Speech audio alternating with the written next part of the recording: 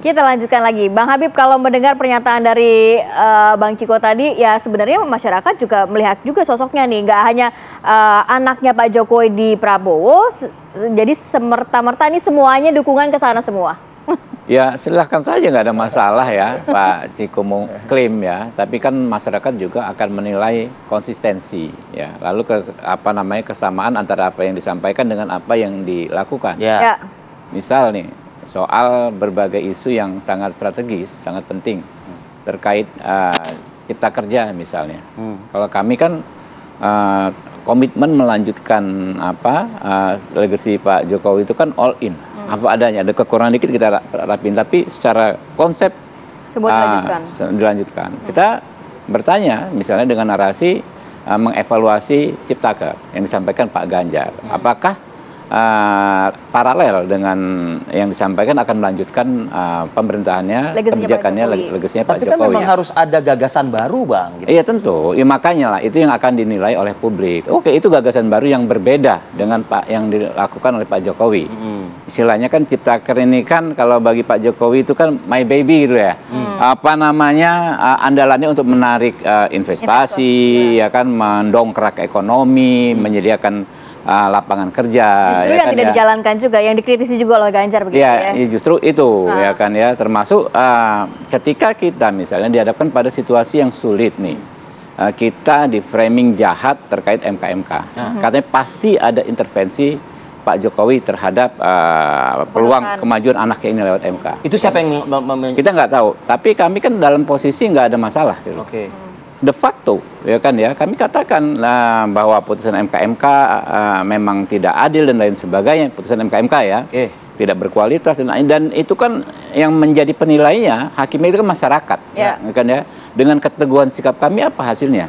Setelah Pak Prabowo fix maju dengan Mas Gibran dengan berdasarkan putusan MK-MK, putusan MK 90, apakah menurun elektabilitasnya Pak Prabowo? Sebagian besar lembaga survei bahkan kita naiknya itu bisa 14% dari sebelum putusan MK, di mana kami yang bukan membela ya, dalam posisi menyampaikan bahwa itu putusan nggak ada masalah ya, majunya Gibran nggak ada masalah, elektabilitas Pak Prabowo naiknya 14%. Artinya apa? Segala framing bisa dilakukan konsisten atau tidak konsisten, ya kan ya.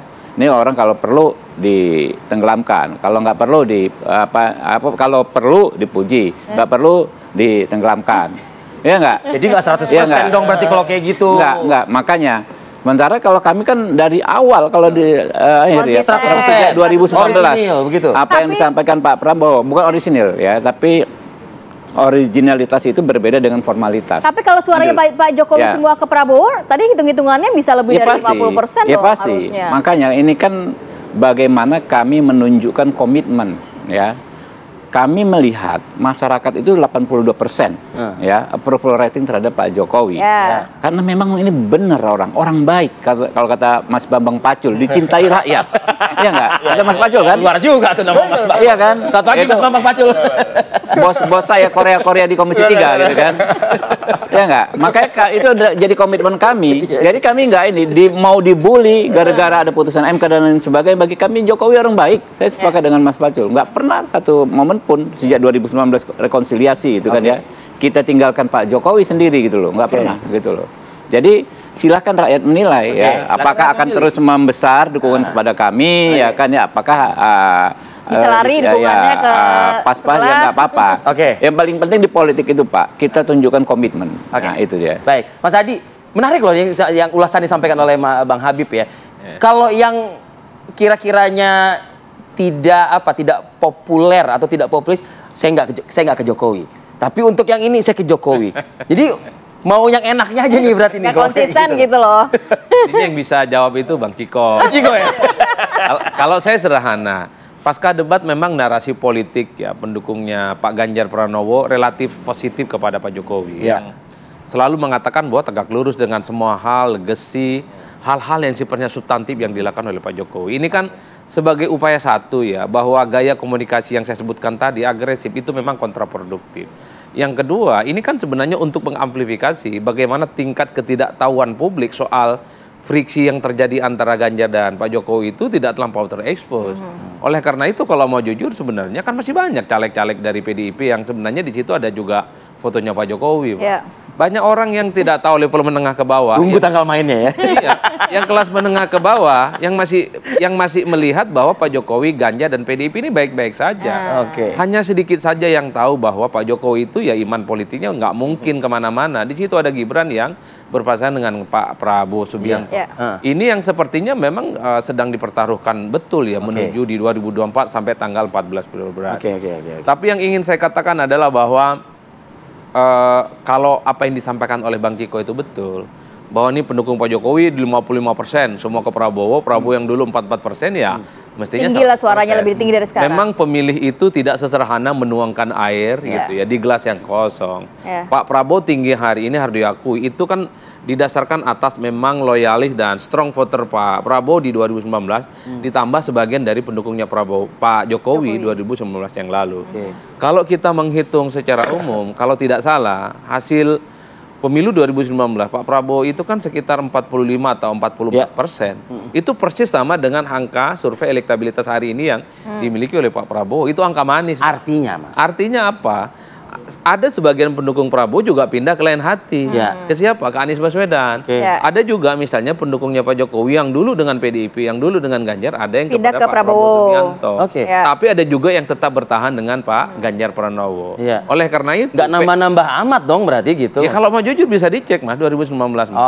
Hasil pilpresnya Prabowo Subianto itu 44 atau 45% pastinya ya. Oleh karena itu ini adalah percampuran dari dua kutub besar. Pendukung Jokowi dengan Pak Prabowo yang saat ini angkanya 40%. Oleh karena itu yang ingin saya katakan adalah kalau pendukungnya Prabowo hanya ingin meninggalkan Ganjar dan Anies dalam konteks elektabilitas, saya kira ya nggak perlu agresif-agresif amat Mas untuk pilpres. Tapi kalau bicara untuk memenangkan satu putaran harus kerja keras. Kan itu yang perlu disampaikan secara terbuka karena 45% angkanya per hari ini. Masih ada 1 bulan lebih, Pak. Nah, itu maksud saya begitu. Begitupun dengan pendukung Anies dan Pak Ganjar ya. Jangan terlampau bermimpi besar untuk bisa mengalahkan Prabowo dan Gibran, minimal mepet lah untuk mendekati elektabilitas. Jadi ada PR-nya masing-masing. Baik, Bang Ciko, tanggapannya tadi juga pernyataan Mas Adi dan juga Bang Habib.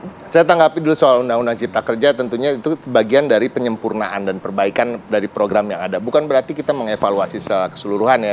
Saya mendengar apa yang disampaikan. Tapi kan narasi itu kan diterima masyarakat. Memang ya kadang-kadang memang ada soundbite, potongan-potongan yang memang seakan-akan akan mengubah semuanya. Tapi kan kita bicara soal Cipta Kerja, Pak Ganjar justru menitik beratkan perhatiannya terhadap kesejahteraan buruh. Nah ini yang dia bilang kan, justru buruh ini pengaruh buruhnya sejahtera dan senang, pemerintah maupun pengusahanya juga akan menjadi lebih baik lagi. Nah ini yang secara keseluruhan kita sampaikan. Tapi kembali lagi dikatakan menarik memang waktu ini masih tanggal 14 Februari. Tapi sampai ke sana justru saya melihatnya, kalau kami melihatnya bahwa suara Prabowo ini ya antara mandek dan ada kemungkinan turun. Nah, kenapa? Suara kami lebih naik. Karena begitu. Naik. Naiknya 14% mandek. Yang mandek yang mana ini? Kita 14%. Tapi memang dia turun gitu. Tapi mungkin udah sampai peaknya gitu ya. Oh, udah sampai peak. Memang trennya sekarang itu tidak menunjukkan bahwa akan ada yang menang satu putaran. Kita jujur aja ya. Kita tidak melihat itu dan kita berharap memang masuk putaran kedua, ya kita bersaing. Ya kita habis itu kita yang menang lah, kira-kira begitulah. Kalau begitu ya. Menjelang debat kedua ya, dari Jumat besok ini kan Wapres nih. PDIP akan melakukan serangan terhadap cawapres yang lainnya? Pak Prabowo. Ya itu kan sekarang gini, itu tergantung format debat yang diberikan oleh KPU kan. Ini selama ini kalau kita lihat yang kemarin terjadi itu kan memang tidak ada ruang untuk saling menyerang dan saya rasa juga bukan hal yang baik gitu ya. Tapi kami memberikan tadi kan di awal kan kita bersama Pak Jokowi masih kan. Tentu kami memberikan masukan agar memang panelis diberikan ruang untuk lebih bertanya kepada langsung kepada para paslon, pasangan calon dan lain-lain. Nah, ini yang kita harapkan. Tapi narasi-narasi terus akan berlanjutan dengan program Pak Jokowi akan dikeluarkan nantinya di debat kedua. Dan memang itu bukan sekedar narasi karena visi misi yang kita masukkan ke dalam KPU juga ada isinya begitu. Oke, Bang Habib singkat saja Bang. Mentok tuh katanya tadi ini.